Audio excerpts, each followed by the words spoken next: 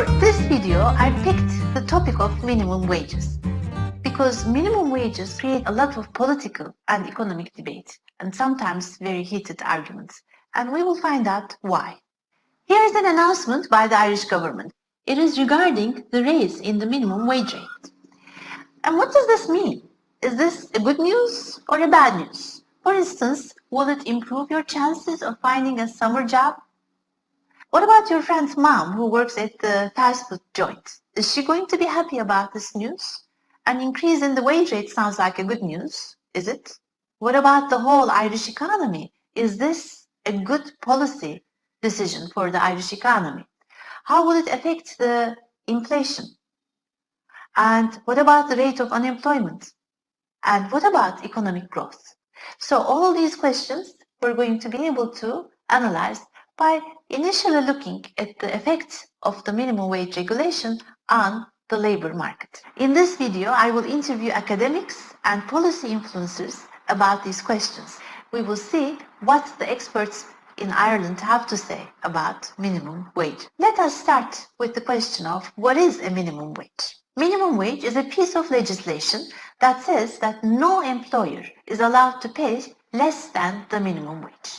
In this case, €10.20.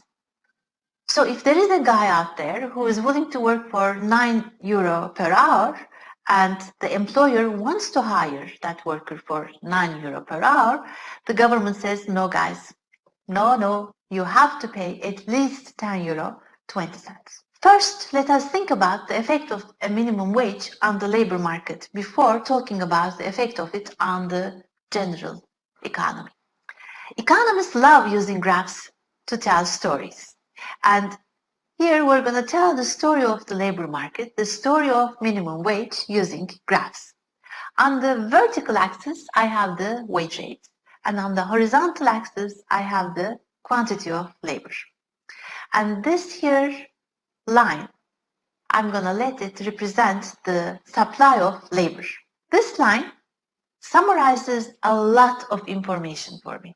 So you tell me the wage rate, the ongoing wage rate in the economy, and I will tell you how many people would be willing to work at that wage rate. And at a higher wage rate, you would have more people who would be willing to work. So for instance, Susan would be considering taking the kids to the grandma for childminding and would consider working at that higher wage rate. And if the wage rate were even higher, even granddad would consider joining the labor force. And instead of watching TV, he would like to work at that high wage rate. How about firms? Well, firms, they demand labor. They need workers. Here we will assume a perfectly competitive labor market. So each firm is too small to affect the ongoing wage rate. So individual firms will decide on how many workers to hire at the ongoing wage rate. Here is the demand for labor. If the wages are high, firms would like to hire only a few people, but if the wages were low, firms would like to hire more people. So think of a fast food joint, for instance. If the wages are very high, they might get only one cleaner. But if the wages are low enough, they would like to get two cleaners to be able to provide better service to the customers who will then come more often and who will increase the revenue of the restaurant. And we're going to bring the demand and supply together in order to see what wage rate actually prevails. Just looking at the supply, I don't know what the wage rate is going to be. All it tells me is at what wage rate, how many people would be willing to work. Only looking at the demand doesn't tell me about the wage rate in the economy either. It will only tell me how many people firms would like to hire at that wage rate. But what will be the wage rate? For that, I need to bring demand and supply together. And here is the magical point where we have the equilibrium wage rate.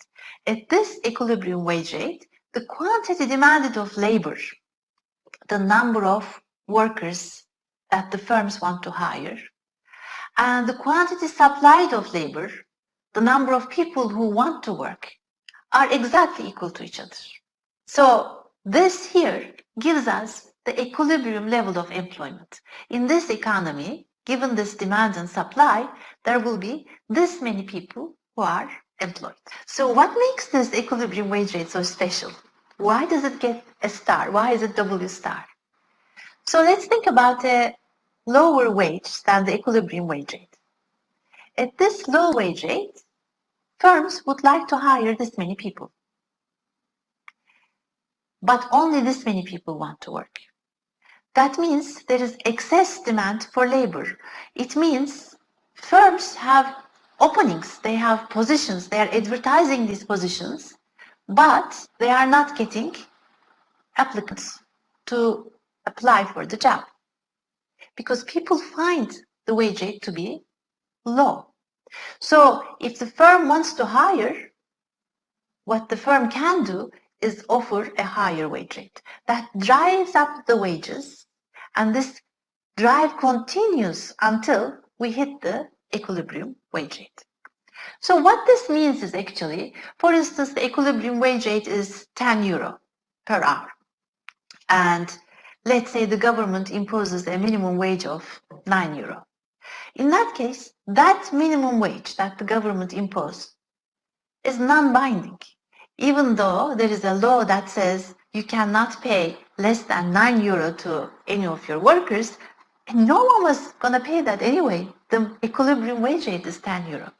So a non-binding wage is completely wasted. It has no effect on the economy. The wages turn out to be the equilibrium wage rate, and it's just a legislation that can be thrown to trash. Let's talk about the equilibrium wage rate some more. Let's say it's 10 euro per hour. So this would have been the wage rate in the equilibrium in the economy if there was no government intervention. At this wage rate, the good news is there is no unemployment, right? The number of people who want to work at that wage rate is exactly the same as the number of people firms want to hire. But there is possibly a bad news. So think about a guy, only wage earner for the house. So this guy making 10 euro per hour, if he works full time, 4 weeks, that makes about 1,600 euro. Well, is this a living wage? Can this full-time working man feed the family? Can he clothe the family? Can he give shelter to the family? Well, probably not under current conditions in Ireland. So here is the first political debate question for you then. This man is living under poverty even though he works full-time. He's working for a big grocery store who every year reports big profit. The union would say, why so much profit to the big companies and no living wages for a family guy? So the unions would say, you have to intervene. As a government, you have to intervene to be able to correct this injustice. So let us now think about the minimum wage that is above the equilibrium wage rate. In this case, this many people would like to work. As you can see, more people want to work than before because it's a higher wage rate. But the firms want to hire only this many people. This is a lower number than we had before when the wages were lower. So there is a difference between the quantity of labor supplied, how many people want to work at the minimum wage, and the quantity of labor demanded, the number of people that the firms want to hire. So that creates unemployment in the economy. Now, this many people want to work but are unable to find a job at the minimum wage. And even if they said, oh, come on, I'm willing to accept a lower wage rate than the minimum wage, the government comes in and says, nope, you can't do that. No firm is allowed to hire at a lower wage rate than the current minimum wage rate. What else happens? Now, the employment goes down because the wages are higher, firms would like to hire less people. Now, what this means is the imposition of a minimum wage regulation, market clearing wage rate, a binding minimum wage, is going to lead the firms to fire some of their workers. Some workers are fired. The ones that keep their job are now getting paid higher than before. So you can already see why this is a big political debate, because there are winners and losers. The firm certainly doesn't like a higher wage rate. They would like to pay as low as possible. The workers who keep their jobs are happier because their wage rate went up. The workers who lose their job because of the minimum wage are unhappy.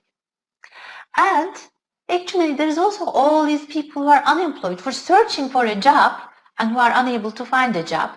They're going to be unhappy too. Another lobby group might be the consumers, because an increase in the wage rate is an increase in the cost of production for the firm. The firm is going to reflect the increase in the cost of production to the final good prices, and that can increase the prices in general. So if we're talking about the fast food joint, now the fast food joint has to pay a higher wage rate for their cleaners, which is going to increase the price of the hamburgers eventually. Another thing that comes out of this graph is because less labor is employed, that means less production.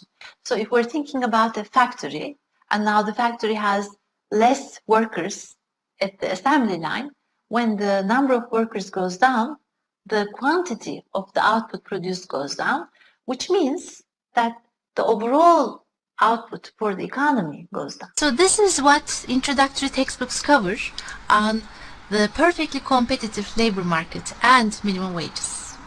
Now it's time to go and talk to academics and policy influencers about minimum wages in Ireland. And my first guest is Dr. Paul Redman.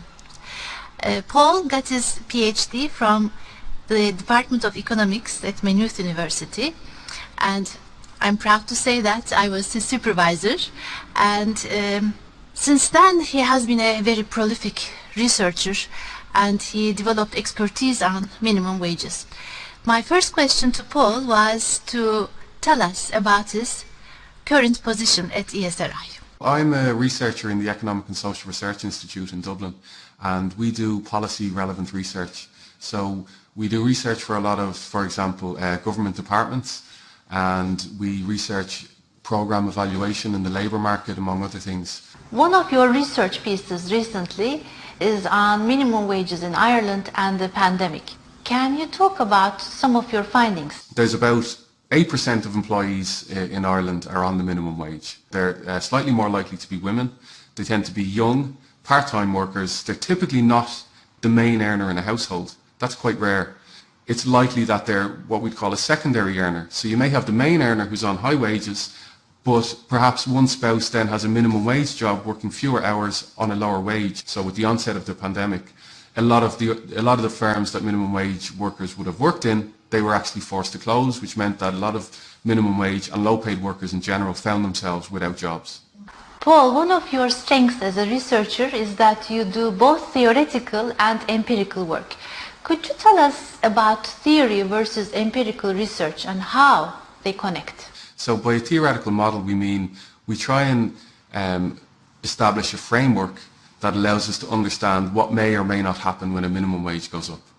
Then the challenge is you take the predictions of your model and you look at the actual data and you test those predictions to see if they're true or if they're not true. And if they're not true, then you may have to revisit your model and see how you may need to change this to try and make it more realistic. And what we do is, and what a lot of the recent research does is, it takes the perfectly competitive labour market as a starting point, but then it says, well, is it realistic what we're saying about the perfectly competitive labour market? And when you think about it, one of the things that really may not be realistic is in a perfectly competitive labour market, if a firm was to, let's say, reduce their wages, then all the employees would leave. That's clearly not realistic. So that's led to other theoretical models being developed that are more realistic and more consistent with that. Because what we have is that in reality, firms can lower their wages and they can still retain some workers. And what we call this is called monopsony power. It's the power of firms to exert some control over the wages they set. So the key point is that these other models that perhaps are more realistic of the labour market, they generate predictions that are very different from the perfectly competitive model. And one of those predictions is that you can increase the minimum wage in this type of monopsony setting without generating unemployment. Again, the task is that we look at the predictions from the monopsony model, but we need to test them empirically. And what we mean is, to test something empirically, you look at these predictions, you go and look at actual data, and you see, when you look at the data, does this match what the model says? A lot of the recent minimum wage literature would indicate that when you increase the minimum wage by small or moderate amounts, it doesn't actually generate unemployment. That being said, there are studies that find that it does have some negative employment effects, but if you review the literature in general, it shows little to no employment effects. Paul, thank you very much for coming. It was a pleasure to talk with you as usual. Thanks, Stefana.